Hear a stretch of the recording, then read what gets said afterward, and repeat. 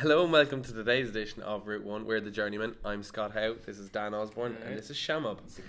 Today we're going to be talking about tomorrow's Champions League fixtures. So tomorrow we have Chelsea and Barcelona and Besiktas and Bayern. I think we start off with the Chelsea-Barcelona game. It's kind of the more interesting of the two. Yeah. Dan, what's your thoughts? Who's at home? Chelsea. Chelsea haven't been great lately. I mean, they won their past game, but it wasn't. West Brom wasn't exactly tough opposition. Beat Hull as well, don't forget that. They beat Hull as well. Barcelona are flying. Yeah. They had a tough game the other day, though. Yeah, they won 2-0. They were pretty unconvincing. They don't have Coutinho. And they dropped Coutinho. Well, they don't have him anyway. For the Champions League. Is Dembele back? I don't think he is. I think he is. I do think he is, yeah. But he's at least back in the squad. They don't have the same depth in Europe, obviously, without Coutinho. Well, not that he's been brilliant. I mean, the whole point of bringing Coutinho in for the rest of the season was so that Iniesta could rest and play in Europe, but then Valverde drops. It's going to stop any resting, I would say. Stop. Don't do that. Stop it. Okay, anyway, go on. Yeah, they dropped. Valverde said, we're going to drop Coutinho for the good of the team so we can bring Iniesta back in the league. So I don't know what's going on there, but I still think they'll beat Chelsea over two legs, but I think Chelsea might be able to take it tomorrow night. Messi's played 8 games against Chelsea, never scored. But that's just... continue that? No. Did he only miss one penalty? One penalty, yeah. 2012 semi-final. I mean, they've still beaten them a lot. Yeah, I mean, other players to step it up, and they do have Suarez as well, to be fair. Suarez scored a lot against Chelsea back in the Premier League, but I think they'll do it. I don't really know how. Chelsea aren't great this year. Conte's head's not in that job anymore, so I just think they'll... Yeah. But it's very clear that he might be... Is he even picking the team, you wonder sometimes, because it just seems like Abramovich has such a stranglehold over what goes on in the club. I'd say he's got that much. You'd wonder, though. Well, I'd say if that was the case, he'd have walked by now. Yeah, he's not staying past this season. No, he's gone at the end of the season, and that's why I don't think Chelsea have anything really to fight for. But I mean, they got top 4. They kind of have to go for the Champions League. But again, you get knocked out by Barcelona, it's no big problem. Yeah, it's no skin off his nose. You're not going to be embarrassed by getting beaten by Barca. Mm-hmm. They don't want to be beaten convincingly. No, I don't think I'll get beaten at home. They might be able to win it. They'll at least hold it to a draw. I think Chelsea's problem stems back to not winning that group. They had that group in their grasp when they went to Roma and got absolutely hammered, and then drew it on to an Atletico team that was really, really struggling. I think that's where their problems are. If Hazard doesn't step up, I don't know who will for them. Who's going to start up front for Chelsea? I'd say Giroud. It's been Giroud recently. He doesn't seem to like Morata. I mean, Morata can't hit a barn door at the minute. Morata's not good. I know he is good. He is like Morata. He's not 70 mil, whatever good. No, but at the start of the season, I thought he was a good sign. I think he's still been a better sign than Lukaku has for United. Maybe, but just better hold up play. I don't really understand. Well, I think he's a better player than Lukaku. Much better, more technically gifted. I don't really understand the whole get rid of Batshuayi and bring in Giroud. No, Batshuayi's done well as well. He's also, I mean, I know I've seen people say Chelsea are going to be so embarrassed that Batshuayi's doing well in Dortmund, but they'll be happy he's doing well. That's the whole point. You don't send someone on loan to play like shit. Yeah, true. Do you think he'll start Bakayoko in midfield? No. I mean, he even said in the press a couple of days ago, he's like, I don't think Bakayoko is ready to play Barcelona. I don't think he's ready to play. Yeah, he's been so bad. What do they go with for their two? That I'd they say go they with go midfield? Kante and Fabregas. Yeah. Risky, but it's risky against Barca because I don't know if Fabregas has that ability. I don't think he has the energy, but he knows Barca. Yeah, well, Barca aren't the same Barca that they were 4 or 5 years ago. They don't control the ball like they used to. They've kind of adapted the current football and they're much faster paced now. They're not gonna they'll still dominate the ball, but not in the same manner that they did with Xavi and Iniesta. Yeah, I think Kante can do well against the likes of Rakitic. Yeah, it's not the same prospect as playing.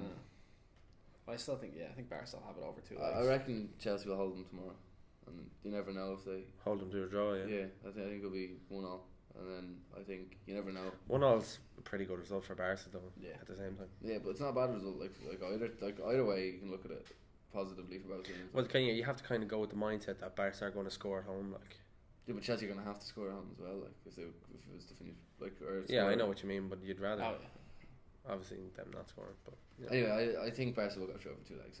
Chelsea were stupid not to top their group. Is basically my point. That's where it all falls down. But then the other point is that Besiktas topped their group and got Bayern Munich, so Yeah, that is a very good segue point. into that one. Yeah, that's what I was going to segue in for Scott here. Bayern are going to win. Bayern were extremely lucky that they came second in PSG's group and ended up with Besiktas, and PSG ended up with Real. I mean, how unlucky can you get? I mean, I don't. No disrespect to Besiktas, I don't think it's a conversation. I think Bayern are going to have. They've also sold their top scorers to Everton. Yeah.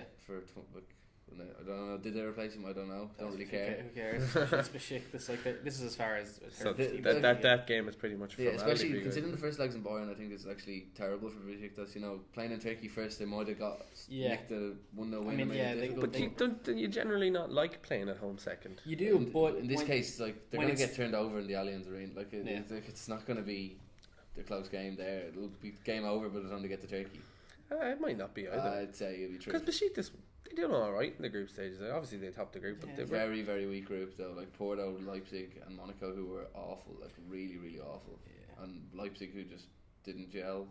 Leipzig have done well recently now. They're decent in Germany, and they did finish second last year. I mean, they had a good win there against Atalanta. Napoli. They beat Napoli 3-1 away, which is pretty good. But I just think that group is by far the weakest in the competition, and Bayern were lucky to get that. Yeah, it's handy for them. Again, it's easy win for them. Yeah. I don't know. I don't see Bayern going too far this year, though. I just don't think they've been great. I think since they've brought Heinkes back in, they've done actually pretty well. To be fair, like they beat PSG pretty convincingly at home. I know PSG they've kind of been shown up to be. Yeah, I'm interested to see what goes on with PSG and Real Madrid in the second leg, because whoever goes out in that fixture, their season's over. Yeah.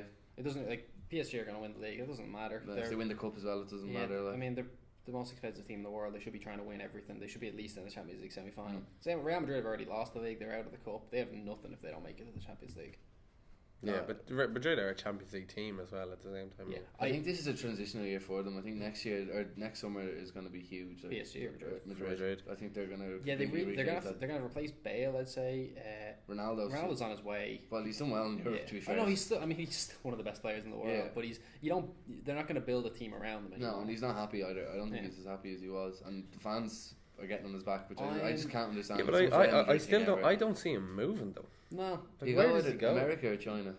And I'd say America for him. Well, probably. If they ever try and kind of take back a few of his minutes, I think he's going to leave immediately. If he's not the number one man there, he'll leave. And if they bring in someone like Hazard, he might not be. Because like you saw the stroppy through when Bale came in, and he wasn't the most expensive player in the world anymore. He's still. That was when he was still at his peak, but he is like there's no doubt. What is he? 33 now. 3, Jesus. So like how many more? Like he's so. Not reliant, but like he's so physical. Like, yeah, but it doesn't. His physicality doesn't really seem to be deteriorating. No, he's a bit but slower it should sometimes. Yeah. Like. But yeah, well, that's just a testament to him as a professional. I think rather than he's getting to the stage where if he picks up a serious injury, it's a bit like, obviously not to the extent, but it's a bit like Ibrahimovic, where he got that awful injury, and then people are like, "Oh no, he'll still be Ibrahimovic when he comes back." He hasn't. He's too old. He kind of needs to retire now. Or go to America. Yeah, that's a great gig for him. Yeah. He's not going to go to that. So Ibra and Ronaldo to be at Galaxy next year, is it? No, that comes down to him. Oh Jesus! Yeah, I'd rather go to LA. Yeah, well, Miami would be alright though. Yeah, I suppose. Alright. Yeah. Who do you think the semi-finalists are going to be? Just I know. Semi-finalists. Yeah, for the Champions League. I know there's still another. That's like another draw. Yeah, but there's still like a lot of the ties are kind of not been tied up. But like Liverpool are basically through. No, they are true. But I mean, the next round is the quarterfinals. Yeah, it's not even the semi. But like you know, if I was a big four kind of looking at they're to get each other, Scott, then my guess would be have to win. Look, this wasn't a good game. You're just kind of looking at down the line. All right. Well, I think Man City, the bare minimum they will hope for is the semi-final. It's like City, Real Madrid, Barcelona, and Liverpool. I think Bayern Munich will. I don't think any. City is probably the only English team I could see going. It depends on the draws. To be fair though, like there's still a decent chance that all 5 will qualify. I mean, the 3 that have already played are in City and Liverpool are through. Tottenham are in a brilliant position. And you can draw English teams you can draw against each other in the quarterfinals. So that happens. Guaranteed. And if United don't beat Sevilla, I would be the first in line to see Mourinho get sacked, because that would be the biggest embarrassment of United's season. Genuinely, they're so shit. They are so shit. Do you want to talk about the VAR? Yeah, well, it's not really related to Champions. No, it's not, but it's kind of topical. It's related to United, and it'll get us off that tangent. Yeah. I think that it is ridiculous that they got that comes up on TV. Yeah. Like how you should be able to see it. No, but they put up the lines going crookedly. Like they have a reference point of the fucking edge of the box. Yeah, it was right there. Perfectly straight line that they can use as a guide. I mean, I was saying, Dan, you have a great conspiracy I'm theory. almost convinced that they're trying to make it look bad so that they don't have to introduce it, because they've made it look so bad. Like it's not just there. Back in Germany over last season, when they're trying to, it's looked awful. I don't get how they can get it so wrong. Surely you can see on the camera, you can be like, all right, he's clearly onside. Yeah. In fairness, Mata was so marginal. He was offside. He was so marginal that that is a tough decision. But it's still like you can see it on Match of the Day when they do an offside. Yeah, it's not that their hard own to lines do. and it works better. I think that's what it should be reserved for, is offsides, and maybe like that's it though. Like anything else is subjective and it's sent to the referees. Offsides and yeah. Because if you're taking the Liverpool penalty against West Brom took 4 minutes. About that. It can't take 4 minutes out of it. Like if you're not. It can't, but I also don't think it will once they get used to it. I don't know. It's a new process. Like if it's a very 50-50 kind of call, they're gonna take a lot of time over it, and that's just not really feasible. Yeah, we'll see how it works. I do think the time's a lesson. As the one thing about the Liverpool West Brom thing is, they made 2 big decisions and they both took a lot of time, but they were both overturned in the end, which means they were the right decisions. Like the game would have been different had it not happened. There would have been an offside goal given, and there would have been a penalty not given. So as long as they're not reviewing things that don't matter, I think it's okay. But both of their reviews ended up being big decisions. What's the point in reviewing things that don't matter though? That's what I mean. But they need to see it. They don't just, they can't just review every little nice one. Fuck's sake! Do you want to check that? But yeah, I don't actually check it. Who is it? It's my mammy. What's she saying? Well, checking up on me, I don't know. I know it's very old-fashioned and very stereotypically stupid argument, but I do kind of like having the decisions drama. to talk about. What are we doing now? True, but that's because VAR is so bad, and it's actually making the game worse by giving these 4 minutes. Yeah, I was kind of for it until I seen. I do think it's dumb that it was. It's stupid that it's we're going to use VAR in some League Cup games, and that's it. Or one FA Cup game a weekend or a game a week. You have to use it in the whole round. It's like saying, we're going to play the offside rule for this match, but not that one. You have to have it across the whole tournament, because they didn't have it at the smaller team stadiums and stuff, which is bollocks. I mean, I know they can't have VAR, they like to implement rules across the board, and you can't do that with VAR. Obviously, you can't have VAR in a Sunday League game. But I mean, there has to be a certain range that they can do it in professional football. It's hardly like Wigan can't afford to put a television match. But I mean, even you don't know what the financial thing. I'd say they're actually they're probably living pretty threadbare. But I mean, bad example. But I mean, most championship clubs could afford to put in a television. It's like goal line. I mean, they still don't have goal line technology in Spain, do they? No, that's ridiculous. Well, Barca had a goal disallowed there. Yeah, it was miles. Yeah, it's okay. Paddy Power paid out in it anyway. No, but I guess Barca will be happy with that then. Yeah, so I mean, I know they're a poor country in terms of in terms of their league, it's not as rich as the Premier League. Yeah, and also Spain is a much poorer country than England. Yeah. But La Liga is pretty rich. But yeah, they're 2 rich clubs, and then one club that runs to stay still, and then the rest of them are just kind of fighting for mediocrity. But is there a point? Yeah, the point. Sorry, I'm getting off topic when we talk about how poor Spain is. I don't know. They just don't seem to be with it that way. Okay, so you're both against VAR. Okay. No, Dan seems to be for VAR. No, well, I was for it until the shambles that it was. I think. Yeah, but you don't just. No, it has to be perfect off the bat. Yeah, for me. I mean, they've been testing it for a good bit now. They've been testing it. They should have tested it during pre-season and stuff like that. But they did test it in the under 20s in the Euros and stuff. Surely perfected there. Referees have to use it. Referees are shite as it is. They're not going to get a new system down perfectly. I mean, referees had trouble with the fucking shaving foam spray. Yeah, true. That's not exactly the hardest. No, you don't know that. Do you? Yes.